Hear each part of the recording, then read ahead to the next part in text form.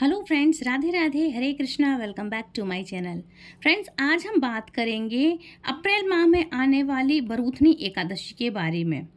हिंदू धर्म में एकादशी व्रत बहुत ही पवित्र और फलदायी माना जाता है।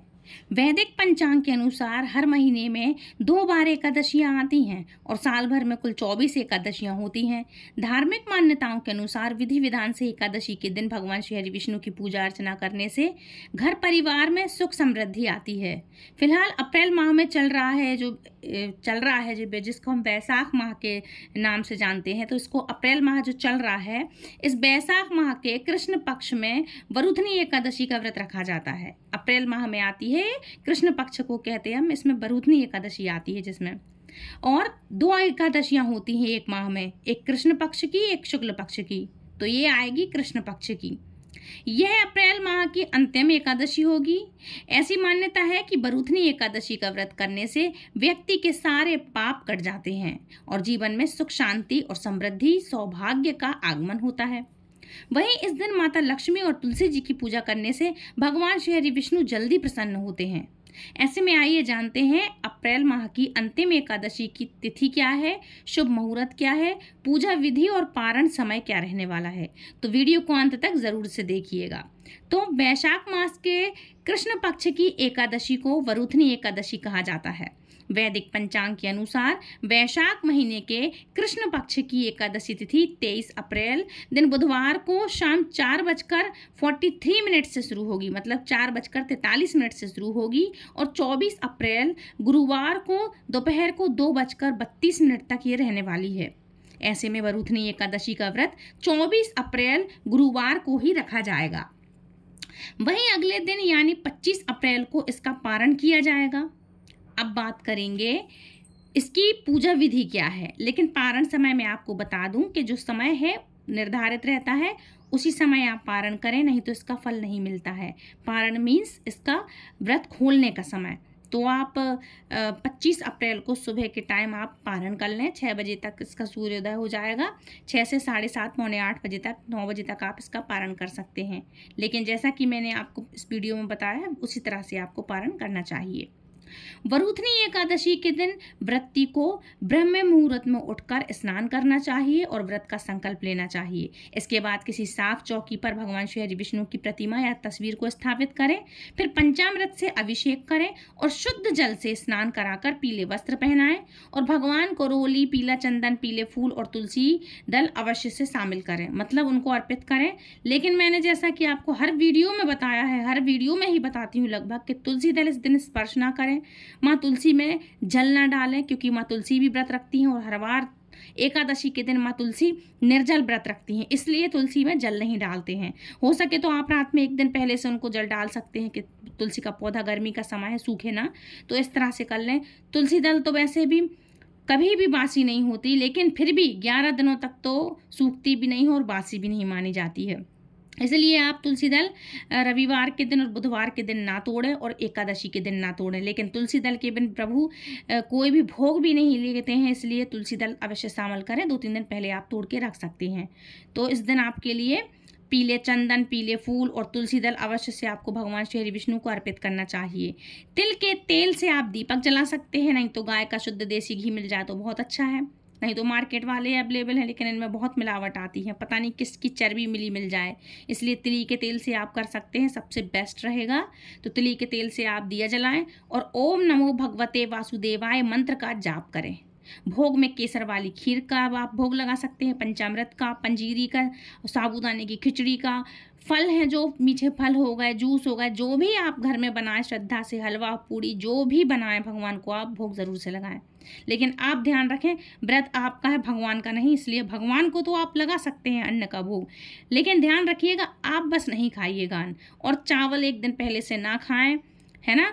एकादशी के 1 दिन पहले से 10वीं तिथि का पालन करें, ब्रह्मचर्य का व्रत का पालन करें।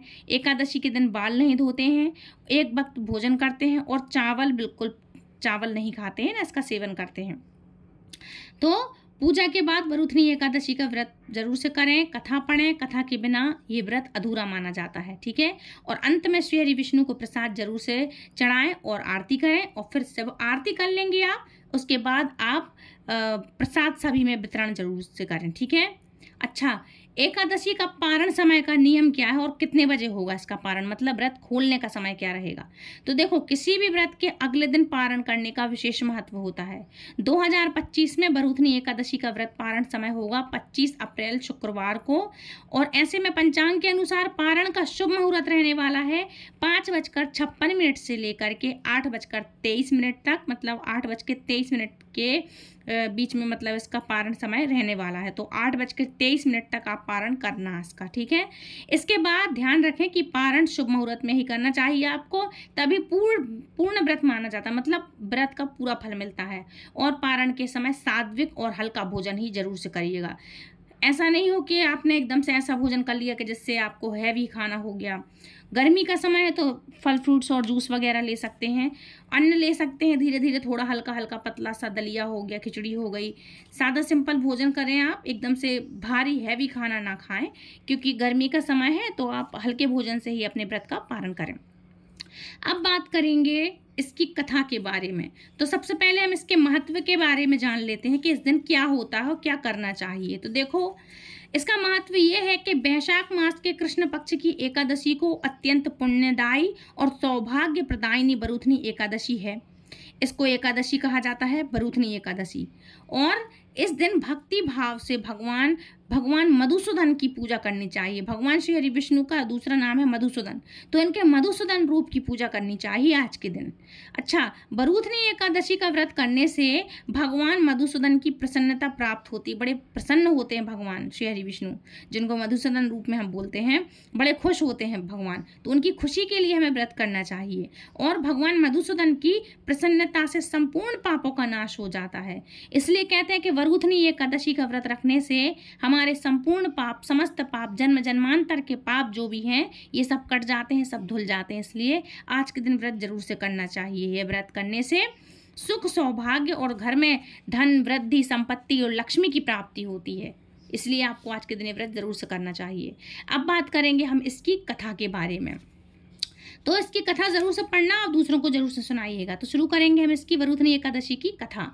तो कामदा एकादशी का संपूर्ण वृतांत सुनने के पश्चात महाराज युधिष्ठिर ने भगवान श्री कृष्ण से विनती की कि हे मधुसूदन, अब आप मुझे वैशाख मास के कृष्ण पक्ष की एकादशी के नाम, व्रत विधान और पुण्य प्रताप के बारे में विस्तार पूर्वक बतलाइए। भगवान मधुसूदन श्री कृष्ण ने कहा, हे राजेश्वर, इस एकादशी का नाम बरूथनी है। यह सौभाग्य देने वाली, सब पापों को नष्ट करने वाली तथा अंत में मोक्ष देने वाली है। इस व्रत को यदि कोई अभागिनी स्त्री करे तो उसको सौभाग्य मिलता है, और इसी बरूथनी एकादशी के प्रभाव से राजा मानधाता स्वर्ग को गए थे। बरूथनी एकादशी का फल 10,000 वर्ष तक तप करने के बराबर होता है। कुरुक्षेत्र में सूर्य ग्रहण के समय 1,00,000 भार स्वर्ण दान करने से जो फल प्राप्त होता है, वही फल बरूथनी एकादशी का व्रत करने से मिलता है। बरूथनी एकादशी के व्रत को करने से मनुष्य इस लोक में सुख भोग कर परलोक में स्वर्ग को प्राप्त होता है। शास्त्रों में कहा गया है कि हाथी का दान घोड़े के दान से, तिलों के दान से स्वर्ण दान तथा स्वर्ण के दान से अन्न का दान श्रेष्ठ है।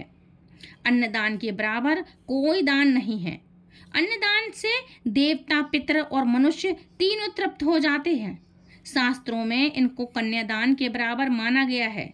बरूथनी एकादशी के व्रत से अन्न का दान तथा कन्यादान दोनों के योग के बराबर फल मिलता है। जो मनुष्य लोभ के वश होकर के कन्या का धन लेते हैं, वे प्रलय काल तक नरक में वास करते हैं, या उनको अगले जन्म में बिलाप का जन्म, मतलब ये जो बिलाप होता है, बिलाप का जन्म भोगना पड़ता है। जो मनुष्य प्रेम एवं धन सहित कन्या का दान करते हैं, उनके पुण्य को चित्रगुप्त भी लिखने में असमर्थ हैं। जो मनुष्य इस बरूथनी एकादशी का व्रत करते हैं, उनको कन्यादान का फल मिलता है। वरुधनी एकादशी का व्रत करने वालों को दशमी के दिन निम्नलिखित कुछ ऐसी चीज़ें होती हैं जिनका दान करने से, मतलब जिनका त्याग करने से, जिन वस्तुओं का, ऐसी कुछ चीज़ें हैं जिनके बारे में मैं अभी आपको बता रही विस्तार से, इन चीज़ों का यदि आप त्याग कर दें तो इससे आपको वरुधनी एकादशी का बहुत ही अधिक फल मिलेगा दशमी के दिन, मतलब एक दिन पहले एकादशी के। तो कौन सी वस्तुएं हैं जिनका हमें त्याग करना चाहिए? तो सबसे पहले कांसे के बर्तन में भोजन करना, इसका आपको त्याग करना चाहिए। मांस, मदिरा, लहसुन, प्याज का त्याग करना चाहिए। मसूर की दाल का त्याग करें, चना की दाल का, कोदों का शाक और मधु मतलब शहद का त्याग करें। दूसरे का अन्न ना खाएं, इसका त्याग करें। दूसरी बार आपको भोजन भी नहीं करना चाहिए, इसका भी आपको त्याग करना चाहिए। और अंत में स्त्री प्रसंग, व्रत वाले दिन जुआ नहीं खेलना चाहिए, मतलब स्त्री प्रसंग ना करें, व्रत वाले दिन आप जुआ ना खेलें।